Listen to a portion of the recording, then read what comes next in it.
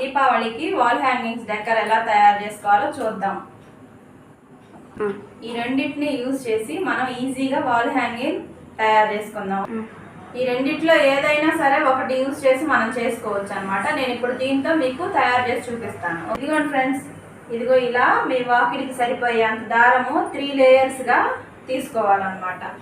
చూస్తున్నారా, 3 లేయర్స్. ఈ మూడింటిని కలిపి ఫస్ట్ పైన ఒక నాట్ వేసుకోవాలి.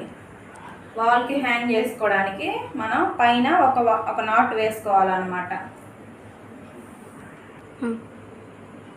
తర్వాత కొంచెం గ్యాప్ తోటి ఇంకో నాట్. ఇలాగా బార్కి మీకు ఎన్ని కావాలంటే అన్ని సార్లు ఇలా ముళ్ళు వేసుకొని ఈ థ్రెడ్ని ఫస్ట్ రెడీ చేసుకోవాలి. నేనైతే 4 నాట్స్ వేసాను, నాకు సరిపోతుంది ఈ థ్రెడ్కి 4 నాట్స్. మీ ఇష్టం ఎన్నైనా వేసుకోవచ్చు అనమాట. ఇలా నాట్స్ వేసి రెడీ చేసుకున్న తర్వాత ఈ నాట్స్ దగ్గరలో ఇలా మట్టి ప్రమిదలు ఉంటాయి కదా మన దగ్గర, ఈ ప్రమిదల్ని ఇలా ప్లేస్ చేసుకోవాలన్నమాట.